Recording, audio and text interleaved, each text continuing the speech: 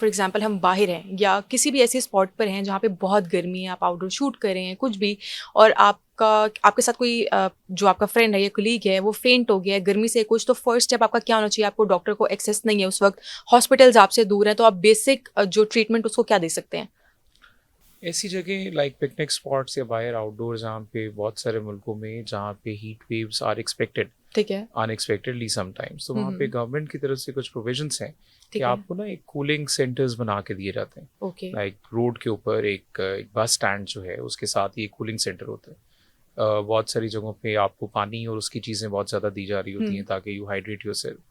तो if someone faints immediately which usually doesn't happen, they hmm. Faint gradually, आमतौर हम्म। पे इतना ज़्यादा नहीं है, तो फिर आपको सबसे पहले तो उसकी जगह चेंज करनी है। वो ठीक जगह है। जहाँ पे टेम्परेचर बहुत ज़्यादा था और टेम्परेचर ज़्यादा होने की वजह से वो फेंट कर गए, तो need to keep get him to a cooling place ठीक है। At the earliest.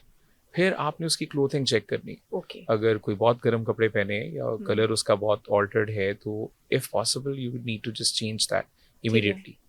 फिर cold water sponging before you reach a hospital. एक ठीक है। फेंटेड पेशेंट तो आपको इमीडिएटली एम्बुलेंस एक्सेस जी। हासिल करके आपको हॉस्पिटल लेके जाना है।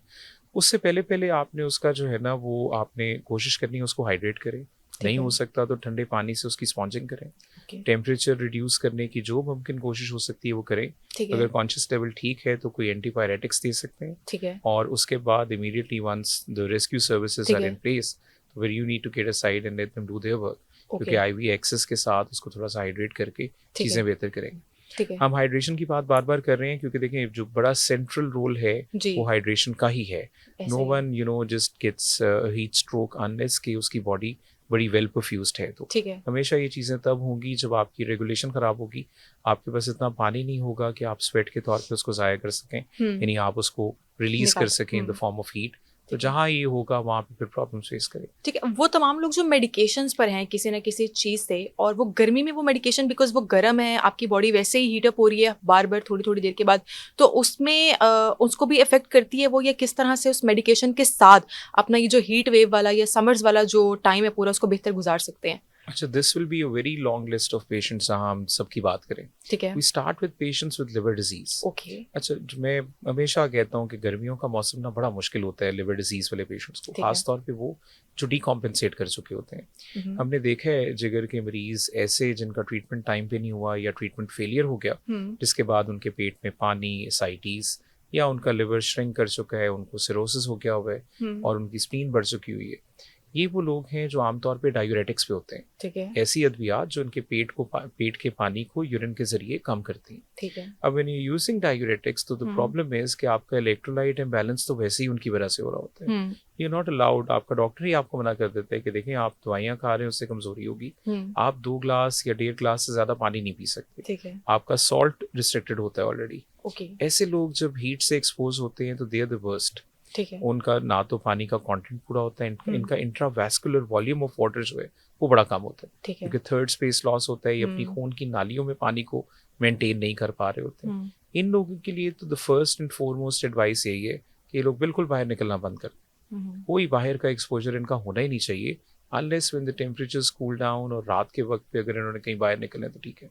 ठीक है। इनको हम वैसे भी प्रोटीन इनटेक और वो बहुत सारी चीज़ें मना कर देते हैं, तो इम्यूनिटी में भी ये बहुत कम होता है। ठीक है। तो चूँकि पानी हम इतना ज़्यादा इनमें दे नहीं सकते, जितना देंगे उसको बाहर दोबारा निकालना पड़ेगा। हुँ, और डायूरेटिक्स के होते हुए they are the worst patients, तो इनकी मेडिकेशन इस तरह से एडजस्ट होनी चाहिए कि इनका एक इंट्रावैस्कुलर वॉल्यूम जो है वो हुँ। मेंटेन रहे, ठीक है। और डायूरेटिक्स की डोज, यानी वो दवाइयाँ जो पेट से पानी निकालती हैं उनकी डोज को कम करना चाहिए। ठीक है। दूसरे पेशेंट्स हार्ट फेलियर बने, ओके। दिल के मसले वाले मरीज, ऐसे पेशेंट्स जो कि रात को ठीक तरह से सो भी नहीं पाते हुँ, क्योंकि उनकी chest is full of water, हुँ, और वो जब लेटते हैं तो पानी सारा ऊपर की तरफ आता है, and hmm. They experience symptoms like PND, orthopnoea और ये सारा कुछ। ठीक है। ये वो लोग हैं, again they are at medication जो कि पानी और इलेक्ट्रोलाइट्स के बैलेंस को जो है वो थोड़ा सा हुँ, मसला करती हैं। इनकी भी सॉल्ट इनटेक रिस्ट्रिक्टेड होती है, तो ठीक ये है। वो कन्वेंशनल ड्रिंक्स जो कि आपको जल्दी रिस्टोर कर देती हैं लाइक हुँ, ORS वगैरह, वो जी, भी यूज़ नहीं कर सकते। ओके, तो इनकी मेडिकेशंस में भी जो डायूरेटिक्स हैं उनकी डोज को एडजस्ट करना चाहिए, ठीक है। और इनका एक्सपोजर टू हीटेड एरियाज जो हैं हुँ, वो एट अ मिनिमम रखना चाहिए। ओके। फिर आ जाते हैं क्रॉनिक किडनी डिजीज़ के पेशेंट्स, अगेन जिनके ट्रांसप्लांट वगैरह हुए होते हैं। ट्रांसप्लांट भी हुआ होता है और जो डायलिसिस पे भी होते हैं। ठीक है। Kidneys play a very important role in buffering the entire environment of the body. ठीक है. होम्योस्टेसिस को मेंटेन करने में जो एसिड बेस बैलेंस है उसको मेंटेन करने में उनका बड़ा सेंट्रल रोल है. ठीक है. वो कितना एक्सक्रीशन कराना है और कितना मेंटेन करना है जी. ये सोलली किडनीज की रिस्पॉन्सिबिलिटी है.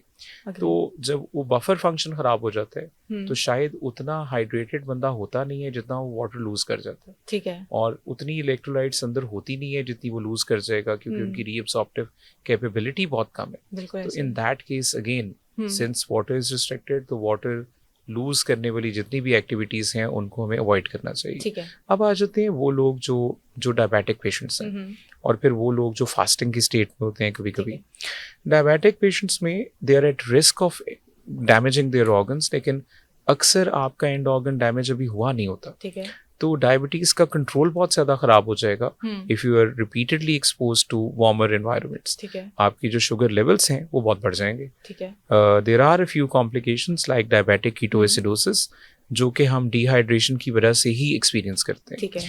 डिहाइड्रेशन इज अ स्टेज जहाँ पे दिस इज अ कॉम्प्लिकेशन कि आपने एक डायबिटिक पेशेंट को घर में ट्रीट नहीं कर सकते. फिर अल्टीमेटली उसको भी because of his conscious levels और because of the extreme electrolyte imbalance that is going on आपको हॉस्पिटल में एडमिट करवाना पड़ता है. ये पेशेंट्स प्रोन होते हैं बार बार यूटीआईज डेवलप करने के, यानी यूरिनरी ट्रैक्ट इन्फेक्शंस. इनको पेशाब के इन्फेक्शंस बार बार होते हैं. वो भी अगेन उसमें डिहाइड्रेशन का और गर्मी का बड़ा सेंट्रल रोल है. And all diseases hypertensive patients जो हैं खासतौर पे वो जिनको हाइपरलिपिडीमियाज हैं they are very adversely affected by dehydration and by the extreme heat. इन लोगों को भी हमें एडवाइस करना चाहिए कि अपना वाटर कंटेंट ठीक रखें. अपनी ब्लड प्रेशर की दवाइयाँ इस तरह से एडजस्ट करें कि कंटिन्यूस मॉनिटरिंग ब्लड प्रेशर की वो चलती रहे और कंटिन्यूस मॉनिटरिंग के ऊपर ब्लड प्रेशर भी कंट्रोल रहे. तो these are the brief list of patients. बाकी there is no disease that doesn't get affected. जहाँ आपको बुखार ज़्यादा हो, आपके स्ट्रेस हार्मोन्स जो हैं वो ज़्यादा रिलीज होना शुरू हो जाते हैं. उसके बाद इंसुलिन, आपका ब्लड प्रेशर, आपकी वो जो ग्लूकागॉन है उनका रिलीज जो है चूँकि इफेक्ट होता है उसकी वजह से प्रॉब्लम्स जो है वो सारी फेस करते हैं.